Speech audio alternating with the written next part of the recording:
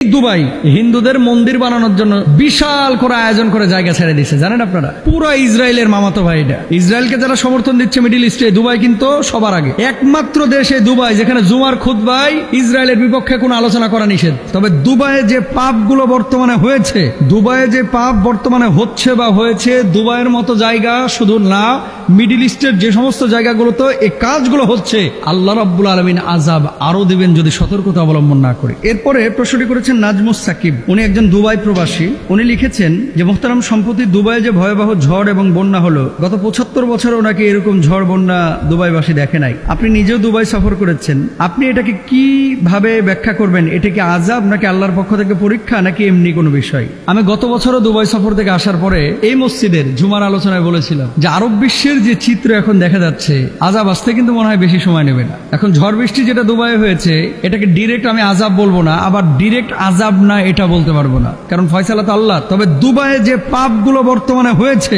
দুবাইয়ে যে পাপ বর্তমানে হচ্ছে বা হয়েছে, দুবাইয়ের মতো জায়গা শুধু না, মিডিল ইস্টের যে সমস্ত জায়গাগুলোতে এই কাজগুলো হচ্ছে, আল্লাহ রাব্বুল আলামিন আযাব আরো দিবেন যদি সতর্কতা অবলম্বন না করে। আমি প্রথমে দোয়া করি দুবাইবাসী যারা এখন এই বর্তমান বিপদের মুখোমুখি হয়েছেন, আল্লাহ এই বিপদ থেকে তাদেরকে উদ্ধার করুন এবং বুঝদান করুন। কি পাপ দুবাই হচ্ছে না বলেন তো? আমাদের বাংলাদেশে আলহামদুলিল্লাহ আলহামদুলিল্লাহ শত শত গুণ পাপ কম হয় এই দুবাইয়ের চাইতে। শারজাটা একটু ধার্মিক, দুবাই মসজিদ আছে কিন্তু প্রচুর মসজিদ, কিন্তু নামাজ যে পড়ে, কয়টা নামাজ পড়ে? বাংলাদেশে রাস্তায় ওপেন কিন্তু আপনি ওই বডি মেসেজ করা মেয়েদের পার্লার পাবেন না, আর দুবাই প্রতি কিলোমিটারে মনে হয় 10টা পাবেন, নাহলে 5টা পাবেন। রাস্তায় কেউ আপনাকে বাধা দেবে না, আপনি যদি ওপেন দাঁড়ায় মদ খান কেউ বাধা দেবে না। আপনি যদি রাশিয়ান, ইউরোপের কোনো মেয়ে অথবা মিডিল ইস্টের কোনো মেয়ে অথবা আফ্রিকার কোনো মেয়ে নিয়ে ফুর্তি করতে চান, দুবাইয়ে অহরহ রাস্তাঘাটে মেয়েরা ঘোরাঘুরি করতেছে। অন্যান্য দেশে রাত্রেবেলায় ঘুরে, আর দুবাই দিনের বেলাও ঘুরে। মুসলিম দেশ কিছু কিছু লোক দেখবেন খালি 2 দিন পর পর দুবাই, 2 দিন পর পর দুবাই, 2 দিন পর পর, মানে দুবাই হচ্ছে এদের মনে করেন মূল ফুর্তির জায়গা। কেন?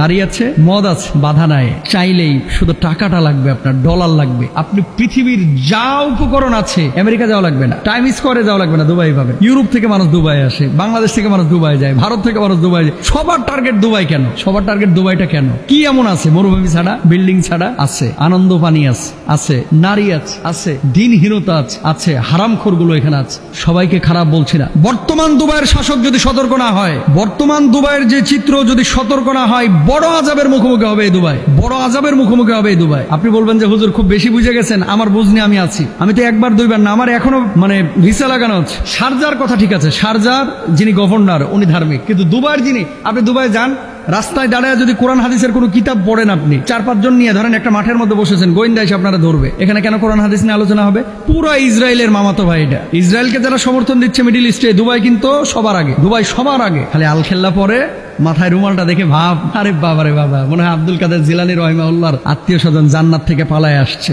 এরকম ভাবসাব। রাত্রে বেলা আনন্দ পানি ছাড়া আর ঘুমিয়ে আসে না। গজব কেন আসবে না? আমার আল্লাহ তাআলা কি বলছেন? যহরাল ফাসাদু ফিল বাররি ওয়াল বাহর বিমা কাসাবাত আইদিন নাস। দেখেন, আমি রাষ্ট্র দুবাইকে কিন্তু খারাপ বলতেছি না, আমি আমাদের মানুষের কৃত কাজ কর্মগুলোকে খারাপ বলতেছি। শায়েকের সাথে এক হোটেলে আমরা বসেছিলাম, একজন আরবি বাঙালি, দুবার বড় বড় জায়গায় কিন্তু বাঙালি ইমামরা আছে। আপনি জানেন জুমার খুতবা সরকার লিখে দেয়, যা বলবে ওটাই বলতে হবে, নিজের থেকে বানায় একটা শব্দ উচ্চারণ করতে পারবেন না। কোথায় পাইছেন মেয়েগুলা? বুঝেন নাই কথা। একমাত্র দেশে দুবাই যেখানে জুমার খুতবায় ইসরায়েলের বিপক্ষে কোনো আলোচনা করা নিষেধ, জানেন আপনারা এগুলা? ইসরায়েলের বিপক্ষে খুতবায় কোনো কথা দুবাই বলা যায় না। কেন? ইসরায়েলের সাথে তাদের বন্ধুত্ব। তেল আবিবে ফ্লাইট চালু করেছে দুবাই। দেশ দুবাইকে দোষ দিচ্ছি না, আমি বলতে চাচ্ছি আমাদের টার্গেট কি ছিল, আমরা কোথায় যাচ্ছি, কেন আমরা এমনটা করতেছি? আজকে বন্যা হয়েছে, ঝড় হয়েছে, একটাবার চিন্তা করেন তো, আল্লাহ যদি বড় ভূমিকম্প দিয়ে 75 বছরেও মানুষের, দুবাই তো ড্রেনেজ ব্যবস্থা নাই, এটা আপনারা হয়তো অনেকেই জানেন। কেন? এখানে বৃষ্টি হয় না। আরব বিশ্বের মানুষের বৃষ্টি যদি একটু দেখেছে, তাহলে এরা নাচানাচি শুরু করে ঘরের মধ্যে। কেন? বৃষ্টি দেখে না তো, মরুভূমির মধ্যে বৃষ্টি পাবে কোথায়? সেখানে এরকম ঝড়, সাইক্লোন এবং জলোচ্ছ্বাস, এরকম পানি, ড্রেনেজ ব্যবস্থা নাই, ডুবে গেছে। একটাবার কল্পনা করেন, যে আল্লাহ মরুভূমির মধ্যে এত বৃষ্টি দিতে পারে, সে আল্লাহ বড় সড়ো ভূমিকম্প দিলে বুর্জ খলিফার অবস্থাটা কি হবে? কল্পনা করতে পারেন? আল্লাহ না করুক, যদি বড় ভূমিকম্প হয়, এই দুবাইয়ের বুকেই কয়েক লাখ মানুষ মুহূর্তের মধ্যে মারা যাবে। ঢাকা সিটি যেরকম গ্যাদারিং, প্রচুর মানুষ বসবাস করে, দুবাই এত মানুষ বসবাস করে না, কিন্তু যে বিল্ডিংগুলো, ইন্টারন্যাশনাল কমার্শিয়াল স্পেস কিন্তু হচ্ছে দুবাই। সুতরাং আমরা ছোটখাটো মানুষ, আমাদের কথাগুলো মানুষ কে আমলে নেবে? কেউ নেবে না।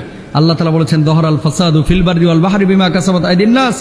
এই সমস্ত জিনিসগুলো মানুষের কৃতকর্মের ফসল। আপনি এত পাপ কেন করেন?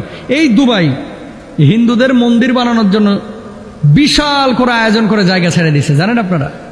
এই দুবাই, হ্যাঁ, মন্দিরে পূজা করতেই পারে, এটা হিন্দুর স্বাধীনতা আছে, কিন্তু আপনি ঘটা করে নিজের স্বার্থ হাসিলের জন্য এত বিশাল আকারের।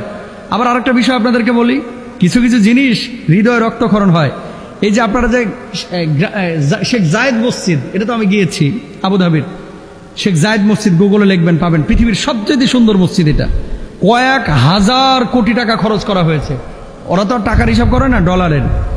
প্রত্যেকটা জিনিস আপনারা গুগলে দেখলে টাসকি খেয়ে যাবেন এই মসজিদের। অথচ এই মসজিদে আমি 20 জনের ওপরে সিকিউরিটি গার্ডকে জিজ্ঞেস করেছি তোমার নাম কি, অধিকাংশই হিন্দু। মসজিদের সিকিউরিটি গার্ড সব হিন্দু।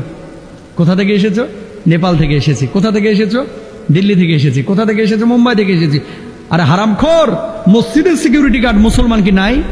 বাংলাদেশের লাখ লাখ শ্রমিক এখানে কাজ করতেছে, পাকিস্তানের লাখ লাখ শ্রমিক কাজ করতেছে, দুবাইয়ের এই সমস্ত শায়েকগুলা, এদের মাথা ভাই গেছে গাওলায়া, লাল পানি খায়া খায় এরা শেষ। নাহলে মসজিদের সিকিউরিটি গার্ড, এই জায়েদ মসজিদের সিকিউরিটি গার্ড কেন অমুসলিম হবে? হিন্দুর মন্দিরের দায়িত্ব হিন্দুরা নিবে, খ্রিস্টানের গির্জার দায়িত্ব খ্রিস্টানরা নিবে, আমার মসজিদের দায়িত্ব কেন অমুসলিমরা নিবে? প্রশ্ন জাগে না? এদেরকে কোনো কথা বলতে পারবেন না। টাকা টাকা টাকা, পাওয়ার, দুনিয়া দুনিয়া দুনিয়া, সব বুঝে তারা। আহা, একজন খতিব আফসোস করে বলেছিল, হুজুর আপনারা তো জুমার বয়ানে যে সমস্ত কথাগুলো বলেন ওপেন বলেন, আহা আমরা পারি না হুজুর। একটা শব্দ যদি জুমার খুতবায় নিজের থেকে বলি, সরকারের পুলিশ এসে তলব করে, চল থানায় চল, কি লেগে এটা বলছস। বড় আফসোস মুসলিম বিশ্বের জন্য। সতর্ক না হলে বড় ভয়াবহ বিপদ সামনে। আল্লাহ আমার সমস্ত এই আরব শেখদেরকে বোঝার তৌফিক দান করুক এবং পাপ থেকে আমাদেরকে বেঁচে থাকার তৌফিক দান করুক। আল্লাহ আজাব দিচ্ছে না গজব দিচ্ছে, পরীক্ষা নিচ্ছে, আল্লাহ জানে। তবে পাপ বেড়েছে দুবাইয়ে, এটা সত্য। আল্লাহ এদেরকে হেদায়েত দান করুক।